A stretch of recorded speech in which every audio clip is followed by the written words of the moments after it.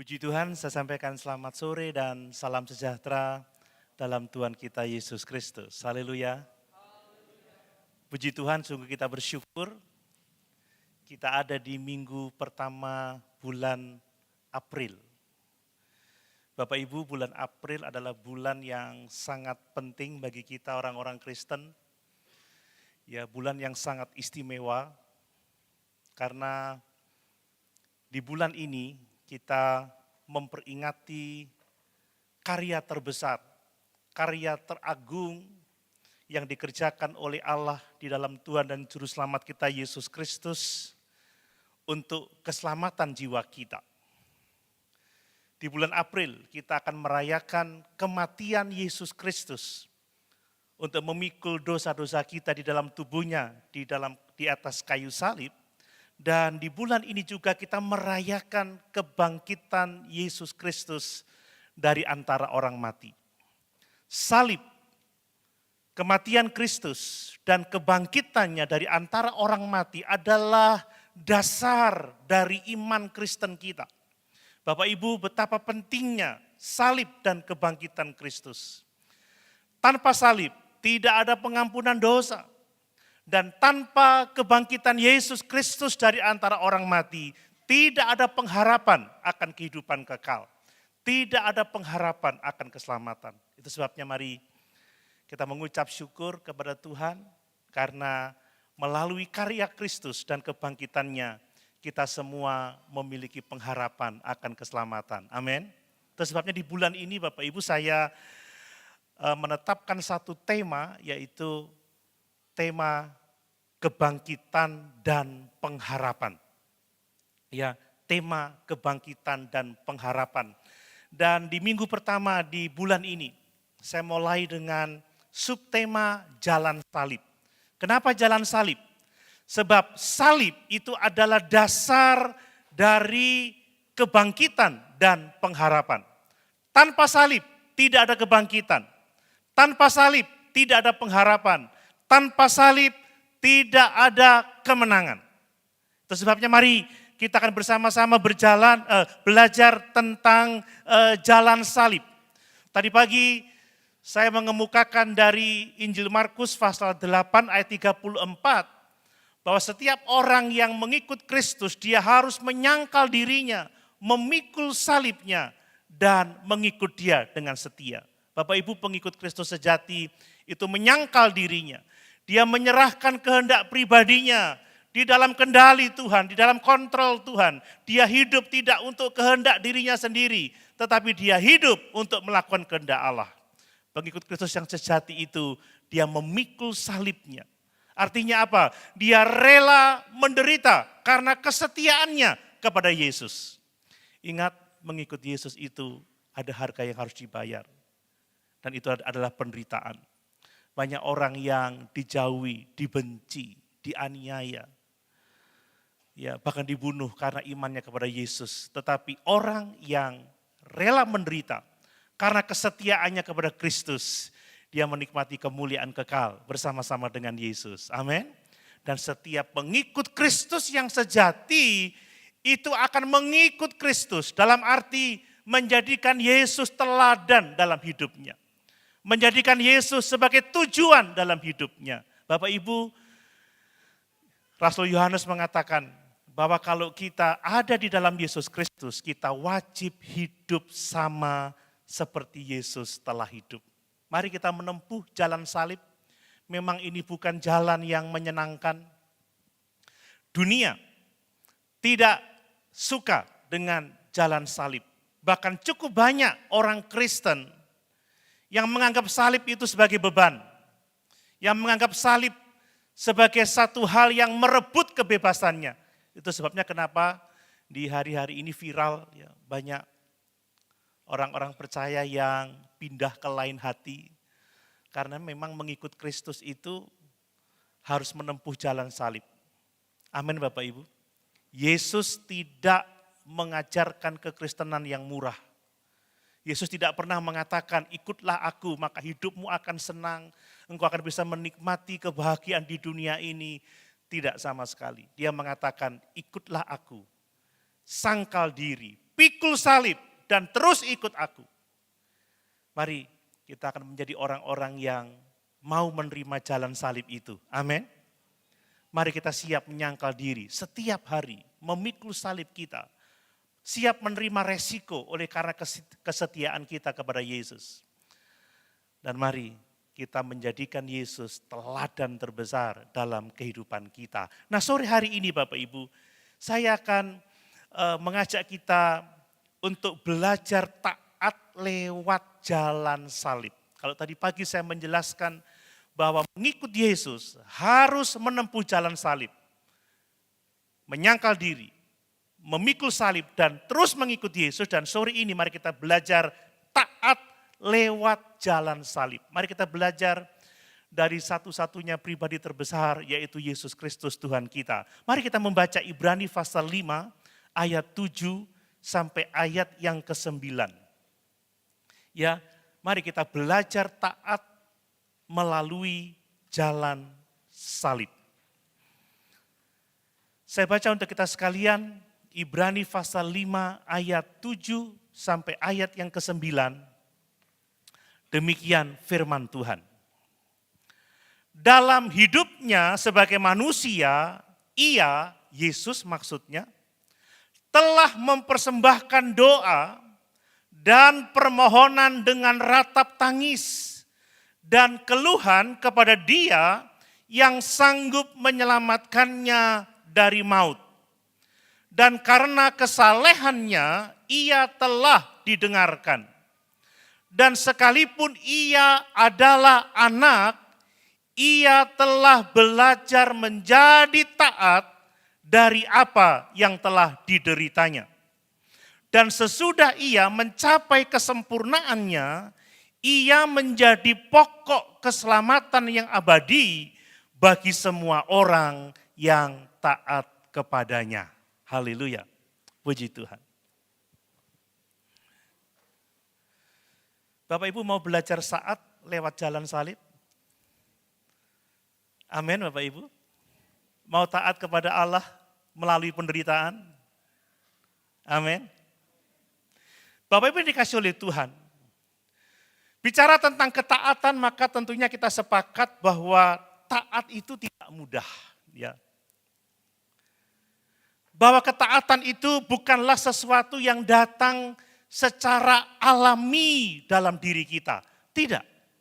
Sekali lagi, taat itu tidak mudah. Menjadi taat itu bukan alami.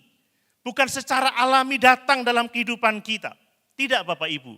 Coba kita perhatikan ya, sejak kejatuhan manusia pertama di Taman Eden. Maka manusia kecenderungannya adalah hidup menurut keinginannya sendiri. Manusia cenderungnya hidup menurut ambisi pribadinya. Kalau kita membaca di dalam Kejadian pasal yang ke-6, Allah melihat bahwa manusia itu jahat. Hidup di dalam dosa, tidak mau bertobat, tidak mau berbalik kepada Allah. Inilah manusia Bapak Ibu. Ini menunjukkan kepada kita bahwa ketaatan bukanlah sesuatu yang secara alami ada di dalam diri kita. Anak kecil harus belajar taat, harus diajar taat Bapak Ibu. Kalau tidak diajar, maka mereka cenderung akan hidup menurut maunya sendiri. Tidak hanya anak-anak kecil, bahkan orang dewasa pun seringkali memberontak terhadap kebenaran firman Tuhan. Seringkali tidak taat kepada firman Allah. Jadi sekali lagi perhatikan, ketaatan itu tidak mudah, ketaatan itu bukanlah sesuatu yang datang secara alami dalam kehidupan kita.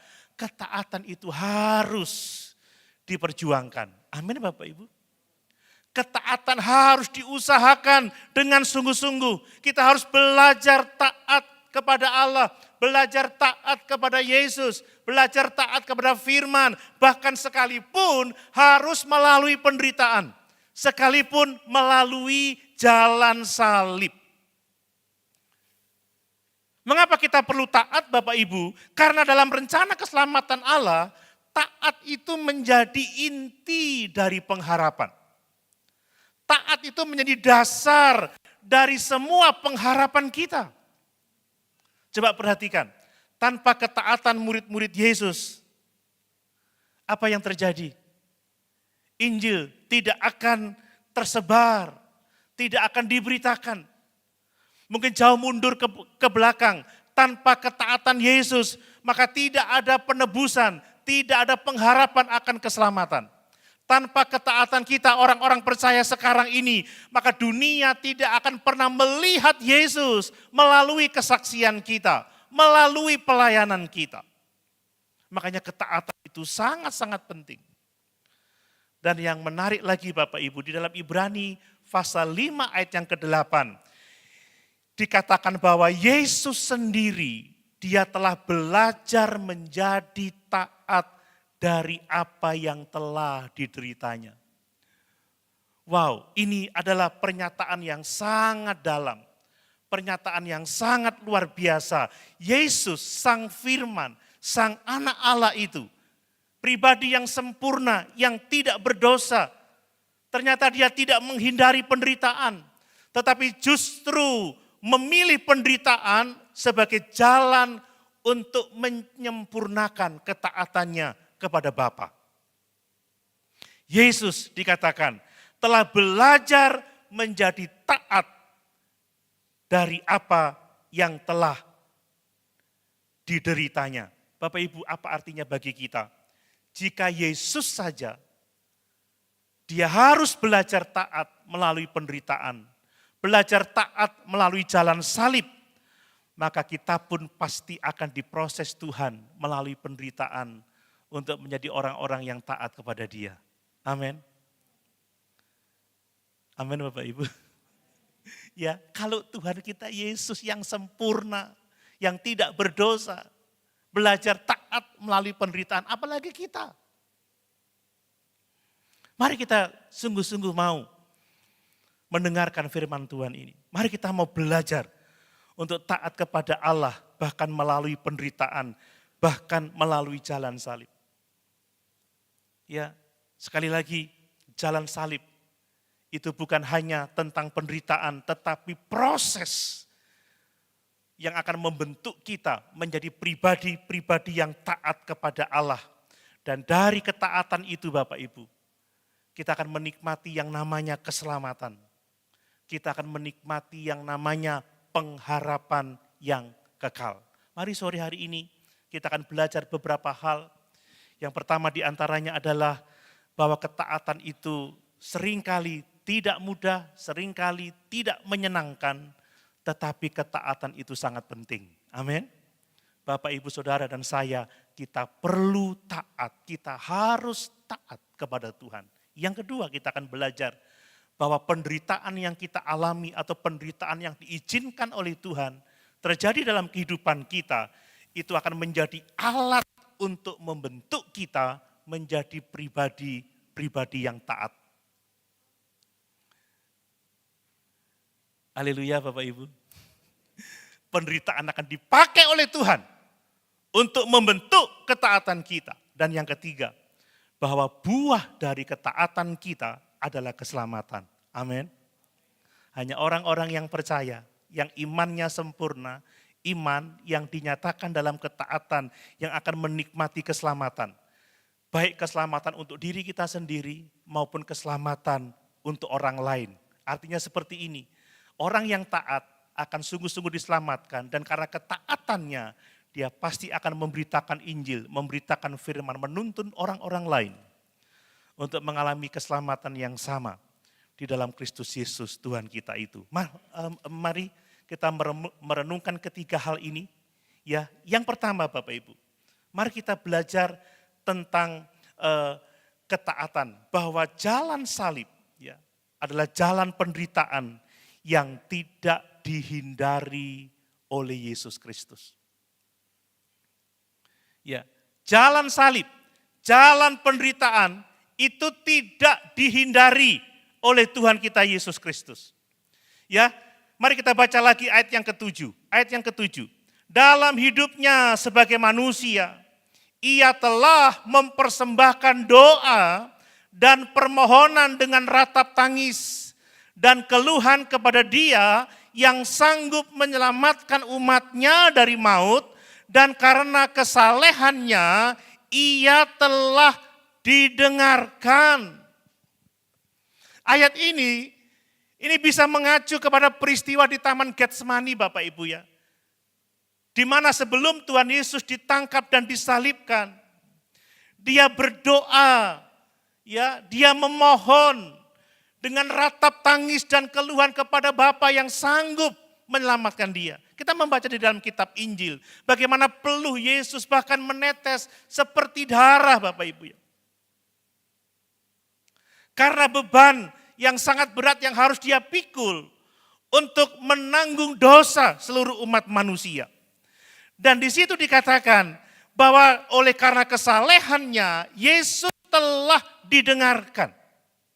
Ini menunjukkan kepada kita bahwa Yesus dengan rela menghadapi jalan salib dengan kesadaran penuh, Bapak Ibu. Dia tidak menolak, ya, Dia tidak menolak, tidak menghindari jalan salib itu. Dia tidak menghindari penderitaan itu. Yesus bukan tidak tahu bahwa salib itu adalah jalan yang penuh penderitaan, jalan yang penuh dengan kesukaran. Ia tahu pasti bahwa salib itu berbicara tentang pengkhianatan. Salib itu berbicara tentang penghinaan, tentang siksaan. Salib itu bicara tentang tidak adanya kenyamanan, kehilangan semua hak-haknya. Namun Yesus tidak lari dari jalan salib itu. Bahkan ketika di Taman Getsemani, sudah saya kemukakan tadi, Ia berdoa dengan penuh ratap, dengan keluhan kepada Bapanya yang sanggup menyelamatkannya dari maut. Berbicara tentang jalan salib, Yesus tidak menghindari jalan salib. Yesus menghadapi jalan salib dengan kesadaran penuh, Bapak Ibu. Bahkan sebelumnya Dia sempat berdoa, ya Bapa, jikalau sekiranya mungkin, ya, biarlah cawan ini berlalu, lalukan cawan ini daripadaku. Tetapi akhirnya Yesus memilih untuk taat. Dia tidak mencari jalan keluar dari penderitaannya. Dia tidak mencari jalan keluar dari salib itu. Tetapi Dia memilih tetap setia dalam penderitaan. Karena Dia mengasihi Bapa dan mengasihi saudara dan saya. Amin. Yesus tidak menghindari jalan salib. Yesus menghadapi jalan salib dengan kesadaran. Dan demikian ini menjadi teladan bagi kita, Bapak Ibu. Jangan kita menghindari jalan salib. Amin. Mari kita bersama-sama mau rela menyangkal diri kita. Memikul salib kita. Dan meneladani Yesus dalam kehidupan kita. Yang berikutnya perhatikan, Yesus tidak diselamatkan dari penderitaan loh Bapak Ibu ya. Tetapi Dia dikuatkan untuk melalui penderitaan itu. Ini yang perlu kita pahami. Dalam ayat yang ke-7 dikatakan, doa Yesus didengarkan karena kesalehannya. Tetapi Dia didengarkan tidak berarti Dia diluputkan dari penderitaan. Dia diluputkan dari salib, tidak. Dia didengarkan karena Dia diberi kekuatan untuk menjalani salib, untuk memikul salib sampai akhir, sampai di Golgota, sampai Dia menghembuskan nafas yang terakhir, sampai Dia mengatakan sudah selesai, sudah genap, sampai Dia mengadakan karya penebusan dosa. Ini sungguh sangat luar biasa. Banyak orang yang berpikir bahwa doa-doa yang dijawab adalah doa-doa yang akhirnya menghasilkan pembebasan dari penderitaan, pembebasan dari kesukaran. Ternyata tidak selamanya seperti itu Bapak Ibu ya. Yesus menunjukkan kepada kita bahwa kadang jawaban doa adalah jawaban Tuhan yang berupa kekuatan bagi kita untuk tetap taat sekalipun di dalam penderitaan. Amin. Tuhan tidak akan selalu membebaskan kita dari penderitaan. Tidak akan selalu membebaskan kita dari yang namanya kematian. Tetapi Tuhan juga memberi kekuatan, memberi ketabahan untuk kita taat dalam menghadapi setiap penderitaan dalam kehidupan kita. Mari Bapak Ibu, kita mau menjadi seperti Yesus. Kita tidak menghindari penderitaan, kita tidak menghindari salib, menghadapi dengan penuh kesadaran. Dan mari kita menerima kekuatan. Ya, saat-saat menghadapi penderitaan, menerima kekuatan dari Tuhan kita untuk kita bisa melalui jalan salib itu. Ya, di dalam Lukas pasal 22 ayat 43 di situ dituliskan bagaimana seorang malaikat itu dari langit menampakkan diri kepada Yesus dan memberi kekuatan kepada Yesus. Itu adalah jawaban doanya. Dan kita pun juga akan menerima jawaban yang sama. Kalau kita melalui jalan-jalan sukar, Tuhan pasti akan menguatkan kita. Amin. Jalan salib bukan selalu tentang diselamatkan dari kesulitan, dari penderitaan, dari aniaya, tetapi berbicara tentang penyertaan Tuhan, kekuatan Tuhan, penghiburan Tuhan di tengah-tengah kesulitan, di tengah-tengah penderitaan. Kemudian yang berikutnya perhatikan, Yesus menunjukkan bahwa jalan salib adalah bagian dari ketaatan kepada Bapanya. Bapak Ibu, penderitaan Tuhan Yesus sama sekali tidak disebabkan karena dosanya. Tidak disebabkan karena kesalahannya sendiri. Tidak. Dia disalib karena ketaatannya kepada Bapa. Dia pernah mengatakan, Bapa sekiranya mungkin lalukan cawan ini daripadaku. Tetapi bukan kehendakku yang jadi, melainkan kehendakmu yang jadi. Yesus tidak memilih jalan yang mudah. Tetapi Yesus memilih tetap setia, sekalipun menghadapi salib. Bapak Ibu, pada akhirnya kita tahu bahwa ternyata penderitaan itu bukan akhir cerita. Karena melalui kematiannya, Yesus dibangkitkan pada hari yang ketiga. Dan dari situ, semua kita orang percaya menikmati hidup dalam pengharapan akan kebangkitan dari antara orang mati. Amin. Ini berkat yang sangat luar biasa. Mari Bapak Ibu, sebagaimana Yesus telah merendahkan dirinya dan taat sampai mati di atas kayu salib. Mari kita belajar untuk merendahkan diri. Taat kepada Allah. Sekalipun melalui penderitaan. Jangan menghindari penderitaan karena iman kita kepada Yesus. Mari kita menyangkal diri, memikul salib kita. Setia mengikut Yesus. Mari dengan sadar kita memikul salib kita setiap hari. Dan mari kita tahu bahwa jawaban doa tidak selalu dibebaskan dari penderitaan, tetapi mendapatkan kekuatan dari Allah untuk melewati setiap penderitaan yang diperhadapkan dalam kehidupan kita. Bapak Ibu, coba kita renungkan dalam kehidupan kita masing-masing. Apakah Bapak Ibu Saudara sedang berharap kepada Tuhan untuk dibebaskan dari semua penderitaan? Yang mengajar kita untuk taat kepada Dia yang mengasihi kita? Atau Bapak Ibu mulai belajar berdoa untuk menerima kekuatan, untuk mengalami ketabahan, agar kita bisa tetap setia dalam penderitaan kita. Apakah Bapak Ibu menyadari bahwa penderitaan karena ketaatan itu adalah bagian dari kehidupan kita orang-orang percaya? Seperti Yesus menderita karena ketaatannya kepada Bapa. Maka kalau kita menderita karena ketaatan kita kepada Yesus, itu adalah bagian dari pengiringan kita kepada Yesus. Amin. Apakah kita akan tetap percaya kepada Tuhan kalau jawaban doanya bukanlah dilepaskan dari penderitaan, bukanlah dilepaskan dari kesukaran, tetapi diberi kekuatan untuk bertahan? Mari seperti Yesus. Kita mau belajar taat melalui penderitaan. Amin Bapak Ibu. Jangan menghindari penderitaan karena iman kita kepada Yesus. Mari kita menghadapi penderitaan dengan penuh kesadaran. Dan mari Bapak Ibu, kita mau memuliakan Tuhan melalui ketaatan kita kepadanya di tengah-tengah penderitaan. Hal yang kedua, saya melihat dari ayat-ayat ini bahwa jalan salib itu menjadi sarana untuk membentuk ketaatan yang sejati. Coba kita baca lagi ayat yang ke-8. Ayat yang ke-8. Dan sekalipun ia adalah anak, Yesus adalah anak, Ia telah belajar menjadi taat dari apa yang telah dideritanya. Wah, luar biasa. Ayat ini menunjukkan kepada kita bahwa Yesus menjadi teladan, bahwa ketaatan itu adalah sebuah proses, bukan instan Bapak Ibu ya. Ketaatan itu membutuhkan waktu.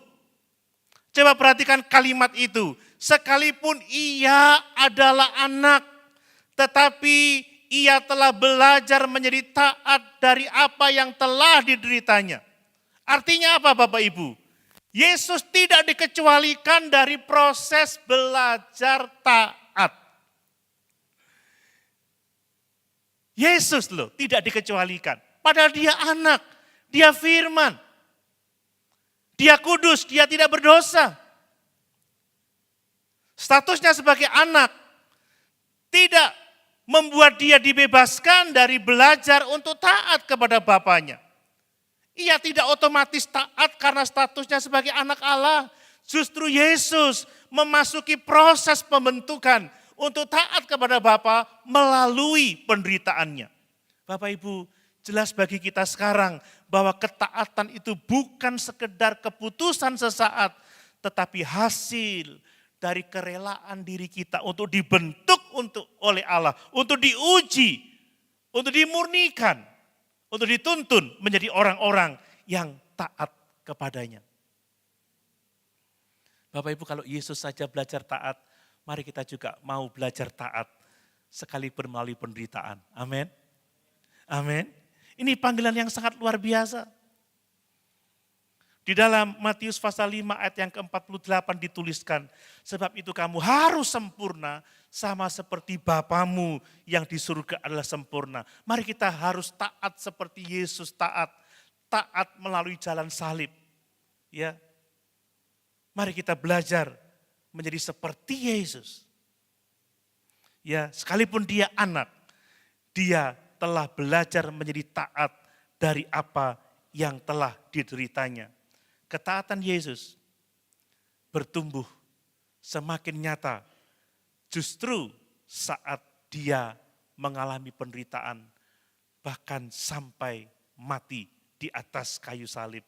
Mari Bapak Ibu yang dikasihi oleh Tuhan, kita mau mengizinkan penderitaan itu kita alami, karena itu akan dipakai oleh Tuhan untuk membentuk ketaatan kita. Nah kemudian, penderitaan itu adalah tempat Allah membentuk kualitas tertinggi dari iman. Apa kualitas tertinggi dari iman? Itulah taat Bapak Ibu. Amin. Iman yang hidup, iman yang menyelamatkan adalah iman yang disertai dengan perbuatan. Itulah iman yang nyata di dalam ketaatan kita kepada Allah. Saya mau mengatakan bahwa penderitaan itu bukanlah musuh iman, bukan. Penderitaan adalah alat untuk membentuk karakter dan ketaatan kita. Jadi justru penderitaan akan dipakai untuk memurnikan iman kita. Untuk menghasilkan kualitas iman yang tertinggi. Itulah ketaatan kita. Tanpa salib Bapak Ibu ya. Tidak ada kesempatan bagi Yesus untuk menunjukkan bahwa ia sungguh-sungguh mengasihi Bapaknya lebih daripada kenyamanan pribadinya. Lihat betapa besarnya kasihnya kepada Bapa. Bapa, sekiranya mungkin lalukan cawan ini daripadaku, tetapi bukan kehendakku yang terjadi, melainkan kehendak-Mu yang terjadi.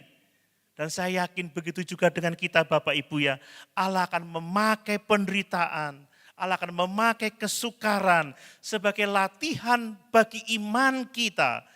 Supaya kita menjadi orang-orang yang sungguh-sungguh taat kepada Tuhan. Amin. Bapak Ibu, kalau taat di masa-masa muda itu semua orang bisa. Tetapi ketaatan di masa-masa sukar itu menunjukkan kualitas iman yang sejati. Kualitas iman yang tinggi. Ya, lihat, jangan kita seperti benih yang ditabur di tanah yang berbatu.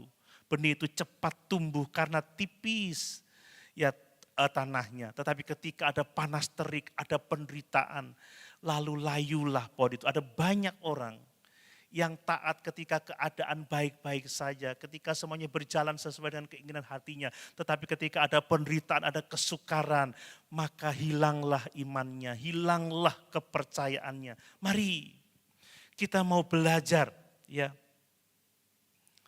seperti Yesus, tidak menghindari jalan penderitaan itu.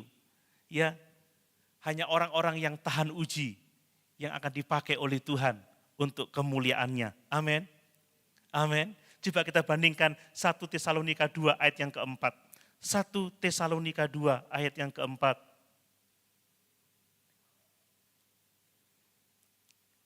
Perhatikan ini. Ya, sebaliknya, karena Allah telah menganggap kami layak untuk mempercayakan Injil kepada kami, karena itulah kami berbicara. Bukan untuk menyukakan manusia, melainkan untuk menyukakan Allah yang menguji hati kita. Amin. Siapa yang tidak tahan uji, tidak layak untuk dipercaya.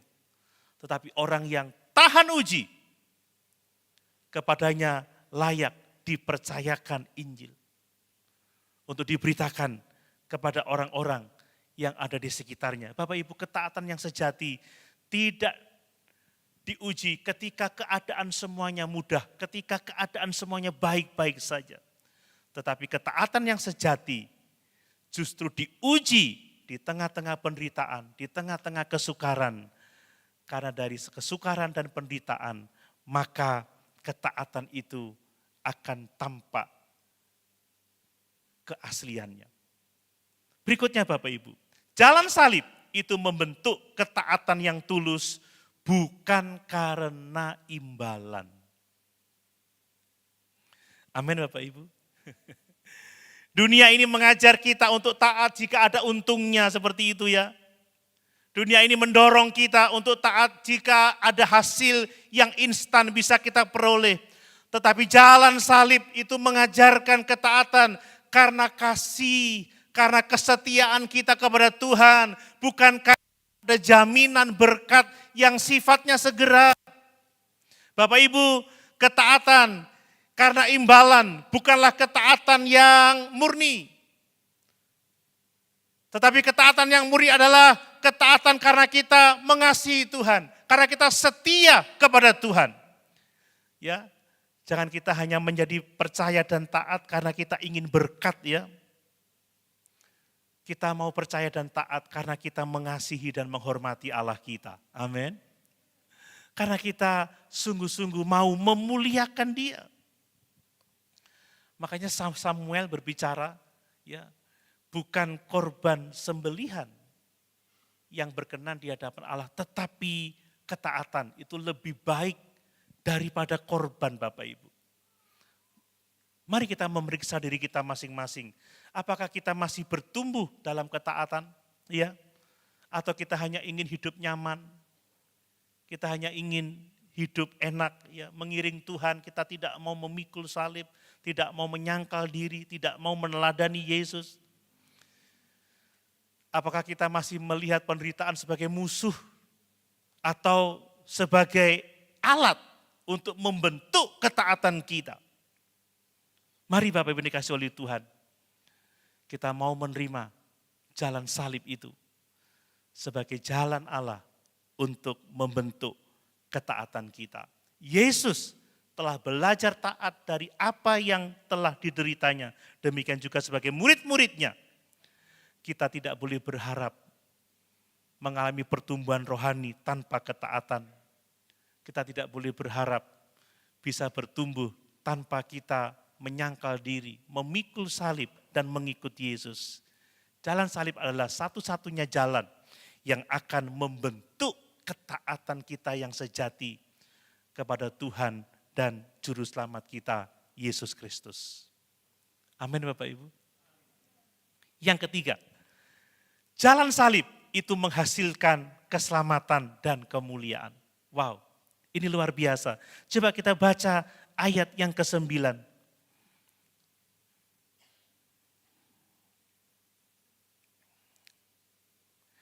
Dan sesudah ia mencapai kesempurnaannya, Ia menjadi pokok keselamatan yang abadi bagi semua orang yang taat kepadanya. Kita melihat di sini pertama-tama bahwa ketaatan Kristus melalui salib itu telah membuka jalan keselamatan bagi banyak orang, Bapak Ibu ya. Yesus telah menjadi pokok keselamatan yang abadi bagi semua orang yang taat kepadanya. Ayat ini menyatakan kepada kita bahwa penderitaan Yesus tidaklah sia-sia. Karena Yesus rela memikul salibnya, dia taat sampai mati di atas kayu salib, maka ia menjadi pokok keselamatan bagi semua orang yang sungguh-sungguh percaya dan taat kepadanya. Tanpa ketaatan Yesus, tanpa kesetiaan Yesus sampai akhir, maka dia tidak akan pernah menjadi pokok keselamatan bagi manusia. Justru karena ketaatannya, kesetiaannya, sampai akhirnya di kayu salib mati dia. Disitulah dia menjadi pokok keselamatan bagi orang-orang yang percaya dan taat kepadanya. Bapak Ibu, ini menunjukkan kepada kita bahwa keselamatan bukan hanya hasil dari kasih Allah saja, tetapi keselamatan juga hasil dari ketaatan yang sempurna dari Tuhan dan Juru Selamat kita Yesus Kristus. Amin. Hanya ketaatan yang seperti itu Bapak Ibu, yang akan membuka jalan bagi keselamatan kita, orang-orang percaya. Salib ternyata bukan akhir dari cerita penderitaan, sama sekali bukan. Salib adalah awal dari cerita keselamatan kita. Amin. Karena begitu besar kasih Allah akan dunia ini, sehingga ia telah mengaruniakan anaknya yang tunggal, yang telah mati memikul dosa-dosa kita di kayu salib, yang telah dibangkitkan dari antara orang mati, supaya kita yang percaya kepadanya tidak binasa, melainkan beroleh hidup yang kekal.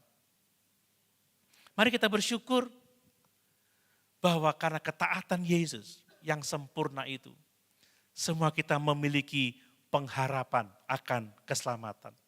Yang berikutnya perhatikan, keselamatan yang dihasilkan oleh ketaatan Yesus adalah kekal dan tidak tergoyahkan Bapak Ibu ya. Di situ dikatakan ya, dan sesudah ia mencapai kesempurnaannya, ia menjadi pokok keselamatan yang abadi. Perhatikan itu.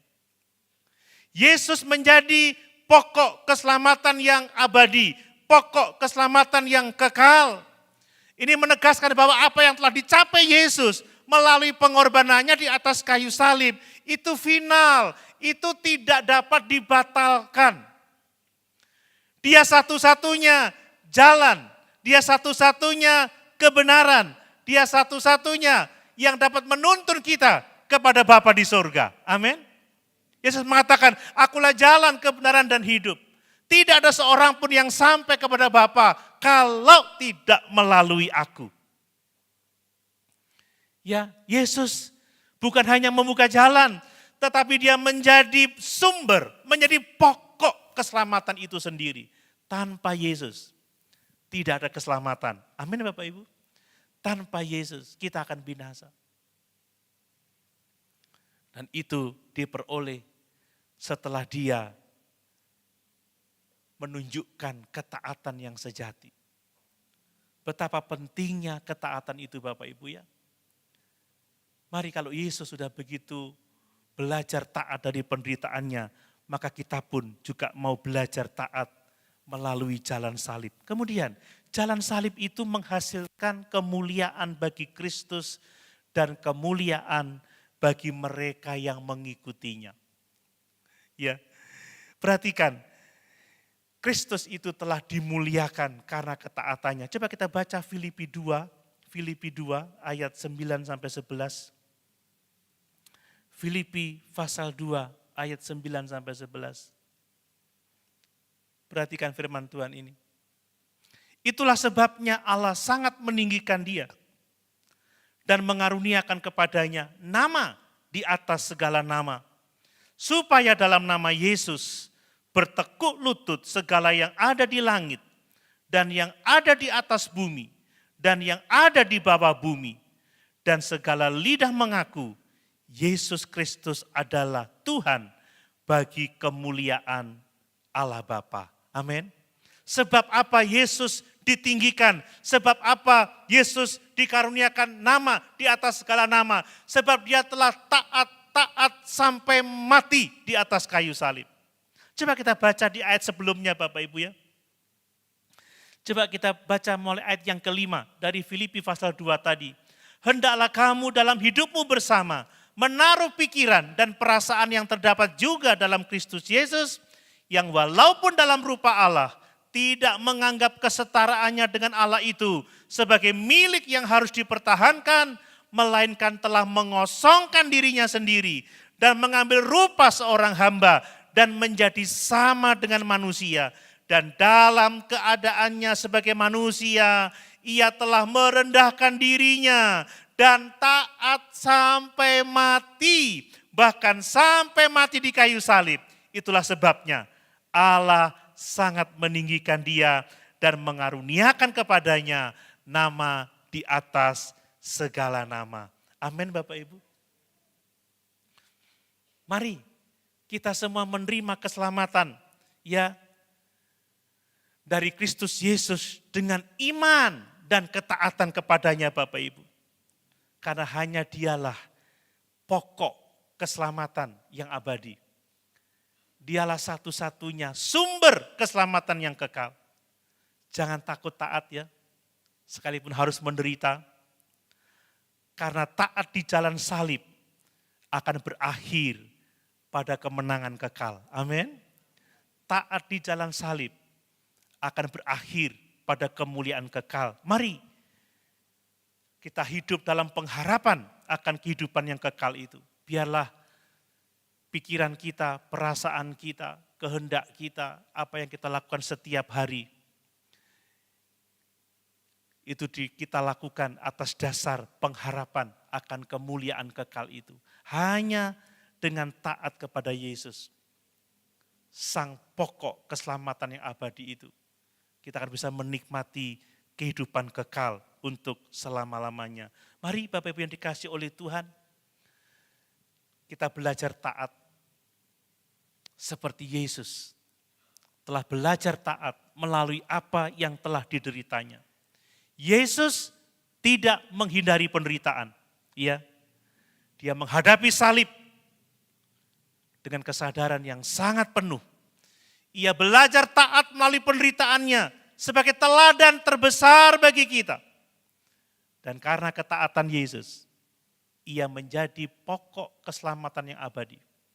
Dia menjadi sumber keselamatan yang kekal bagi setiap kita yang sungguh-sungguh taat kepadanya. Amin. Kalau kita setia di jalan salib itu, ketahuilah kita sedang berjalan, sedang hidup bersama-sama dengan Yesus untuk menuju kepada kemuliaan kekal. Amin. Mari sama-sama kita berdiri.